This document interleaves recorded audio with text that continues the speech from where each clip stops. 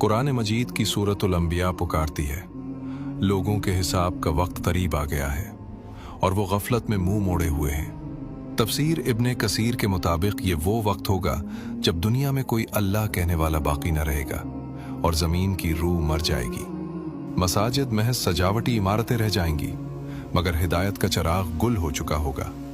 इल्म दीन आलमों के सीनों से उठा लिया जाएगा और जाहिल लोग रहनुमा बनकर इंसानियत को भटका देंगे।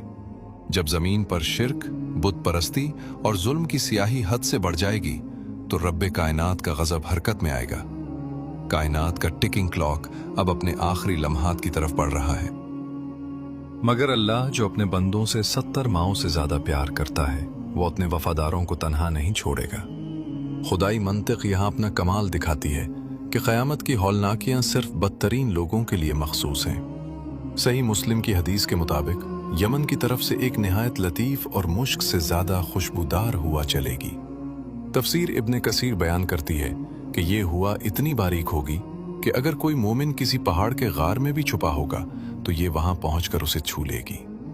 इस हुआ के छूते ही हर वो शख्स जिसके दिल में जर्रा बराबर भी ईमान है, वो एक मीठी नींद सो जाएगा और उसकी रूह कब्ज कर ली जाएगी। ये अल्लाह का अपने बंदों से आखिरी सलाम होगा, जिसके बाद दुनिया में सिर्फ वो लोग बचेंगे जिन पर क़यामत का अजाब टूटेगा। अचानक निज़ाम शमसी का तवाज़ुन बिगड़ जाता है। सूरज अपने कदीम रास्ते को छोड़कर मगरिब की गहराइयों से नमूदार होगा। The sun rises from the west. लोगों की चीखें निकल जाएंगी, वो सजदों में गिरेंगे।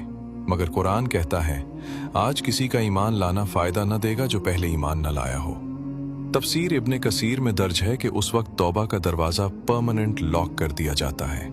इसी अफरा तफरी में सफ़ा की पहाड़ी फटेगी और दाबतुल अर्ज़ नमूदार होगी। ये कोई आम जानवर नहीं, ये इंसानों की तरह कलाम करेगी और हर एक की हकीकत उसके माथे पर लिख देगी। मुनाफ़कत का पर्दा चाक हो चुका है। अब हर चेहरा मोमिन या काफिर की मोहर के साथ नंगा खड़ा है। और फिर हज़रत इसराफील सूअर फूंकेंगे और वो आवाज़ गूंजती है जिससे कहकशाएं रेजा रेजा हो जाती हैं। ये महज एक आवाज़ नहीं, ये मॉलिक्यूलर डिस्ट्रक्शन की वो लहर है जो एटमों के बंधन तोड़ देगी। कुरान फरमाता है, जब सूरज लपेट लिया जाएगा, जब सितारे बेनूर होकर झड़ पड़ेंगे और जब पहाड़ चलाए जाएंगे। इब्ने कसीर बयान करते हैं कि पहाड़ अपनी जगह से ऐसे उखड़ेंगे जैसे हवा में बादल और फिर रोई के गालों की तरह उड़ने लगेंगे। समुद्रों को आग लगा दी जाएगी।